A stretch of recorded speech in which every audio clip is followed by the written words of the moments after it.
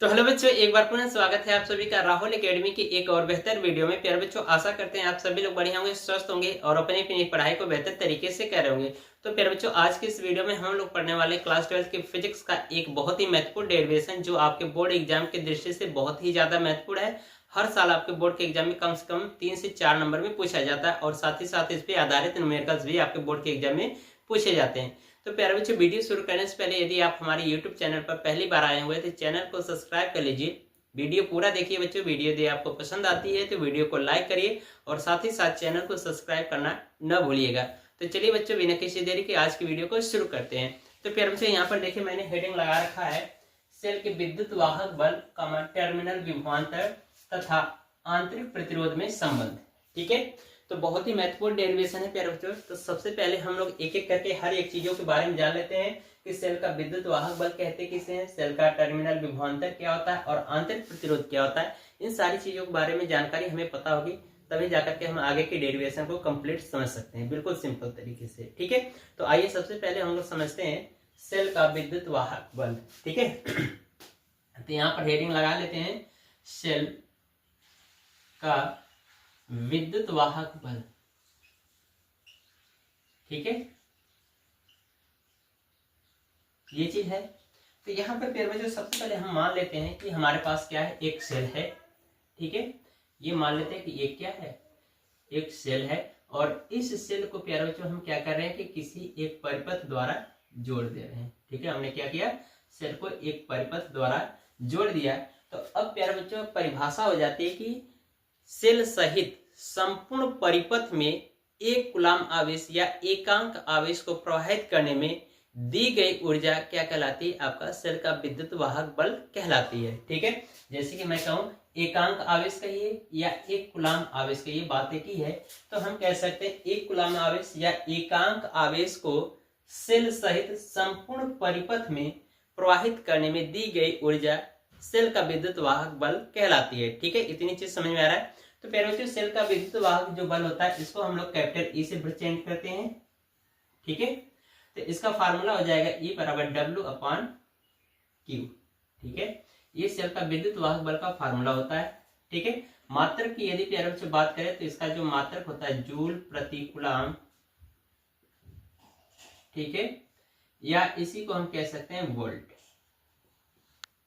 ठीक है, ये चीज समझ में आ गया। अब हम लोग समझ लेते हैं टर्मिनल विभवांतर।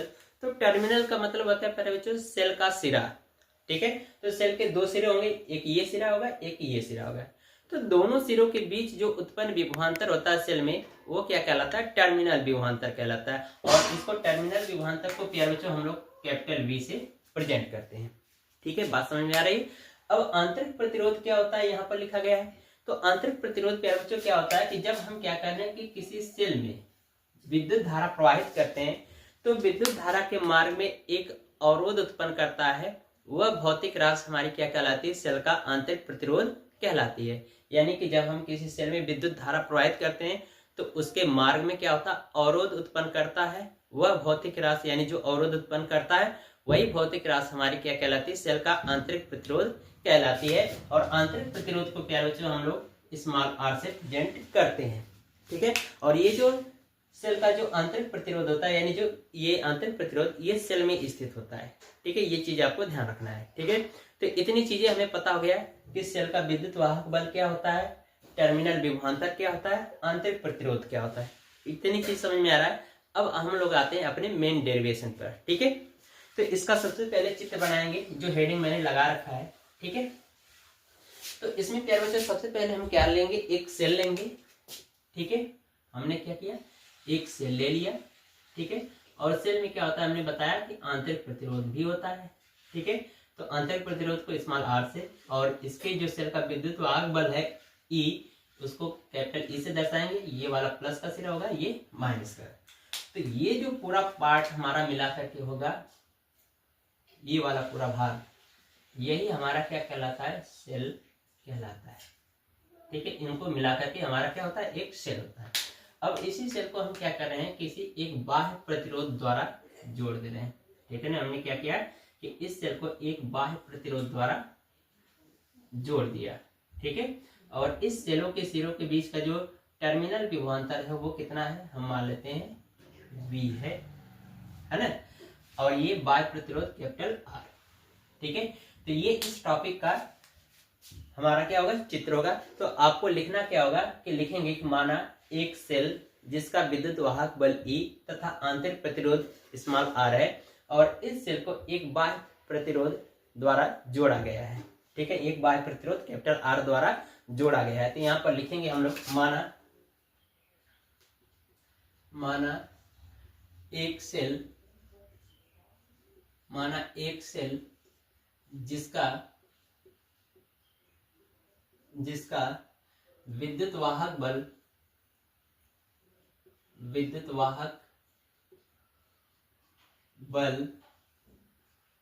कैपिटल E तथा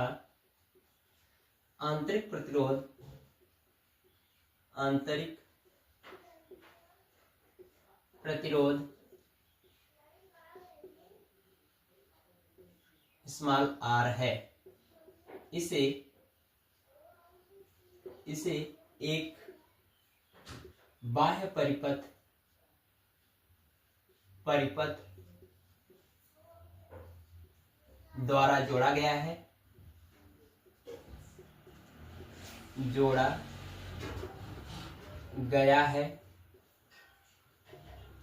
जिसका प्रतिरोध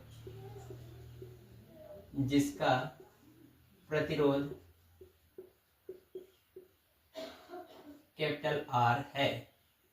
ठीक है, इतनी चीजें आपको थ्योरी में लिखनी होगी। तो अब प्यारे बच्चों हम क्या पता कर लेते, इस परिपथ का कुल प्रतिरोध। तो यहाँ पर देखो सेल का आंतरिक प्रतिरोध है, एक बाह्य प्रतिरोध है, तो ये दोनों प्रतिरोध हमारे क्या है, श्रेणी क्रम में जुड़े हैं। तो परिपथ का कुल प्रतिरोध कितना हो जाएगा, capital R plus small r। तो यहाँ पे लिखेंगे परिपथ का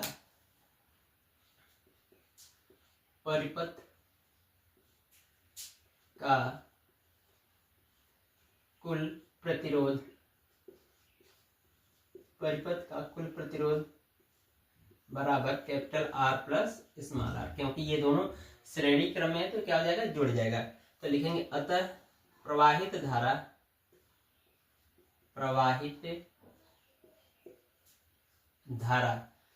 धारा का मान पता कर लेते। तो सूत्र होता है प्यारे बच्चों I बराबर E/R से।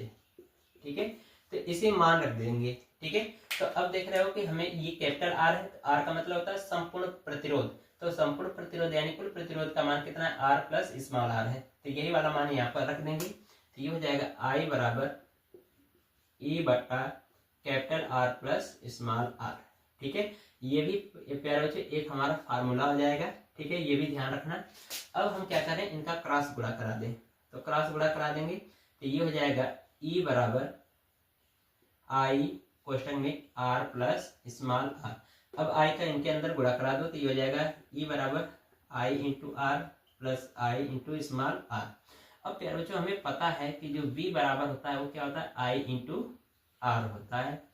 तो हम I इंटू R की जगह क्या लिख सकते हैं, V लिख सकते हैं। ठीक है, तो ये हो जाएगा E बराबर V plus I into R। तो प्यारे बच्चों यही जो फार्मूला हमारा जो निकल के आ रहा है, यही किसको दर्शाता है, सेल के विद्युत वाहक बल तथा टर्मिनल विभवांतर और आंतरिक प्रतिरोध में संबंध। तो हम नीचे लिख देंगे कि यह सूत्र सेल के विद्युत वाहक बल, टर्मिनल विभवांतर तथा आंतरिक प्रतिरोध में संबंध को दर्शाता है।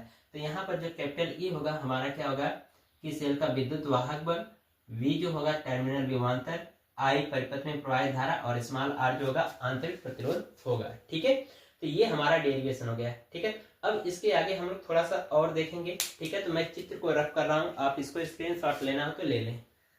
ठीक है, तो अब चित्र को मैं क्या कर रहा हूँ, रफ कर दे रहा हूँ। ठीक है, अब आगे देखिए, यहाँ पर लिखेंगे पुनः। अब प्यारे बच्चों हमें पता है कि जो एक और फार्मूला था I बराबर V/R, ये होता है। तो अब हम क्या करें, अगर हम मान लें कि ये जो फार्मूला है ये मिला है, इसको मान लें समीकरण 1 और इसको मान लें समीकरण 2। ठीक है, तो हम क्या कर रहे हैं कि ये जो समीकरण 1 में क्या कर रहे हैं, I का मान यहाँ पे लाके रख देते हैं। यहाँ पे लिखेंगे समीकरण 1 से, समीकरण 1 से, तो ये हो जाएगा आपका V/R बराबर I के स्थान पर हमने रखा है ये वाला मान, ये हो जाएगा E कोष्टक में ये हो जाएगा R प्लस स्मॉल r। ठीक है, अब क्रॉस गुणा करा दो, तो ये हो जाएगा, क्रॉस गुणा करा देंगे, इसका इधर करा दें तो हो जाएगा R इंटू ई। ठीक है, अब बराबर ये हो जाएगा V कोष्टक में R प्लस स्मॉल r। ठीक है, अब V का इधर भाग करा दें तो ये हो जाएगा capital R plus small r बराबर ये हो जाएगा R इंटू ये हो जाएगा E/V कर दें। ठीक है, ये हो जाएगा। अब ये जो है ना स्मॉल r, इसको पक्षांतर करके इधर लाइए, ये हो जाएगा R इंटू E/V और माइनस r, दोनों पक्षों में से स्मॉल r कॉमन ले लीजिए, ये हो जाएगा R बराबर ये हो जाएगा E/V माइनस 1 और इंटू r। ठीक है, तो प्यारे बच्चों ये भी हमारा क्या होगा, एक आंतरिक प्रतिरोध का फार्मूला पता हो गया। ठीक है, तो ये भी इसको नोट कर लीजिएगा। ठीक है, एक फार्मूला ये हो जाएगा। तो इस तरह से प्यारे बच्चों जो आज की हमारी टॉपिक है वो कंप्लीट होती है। तो मिलते हैं इसी तरह से अगली वीडियो में, तब तक के लिए गुड बाय, थैंक यू, जय हिंद बच्चों, इसको आप नोट कर लें।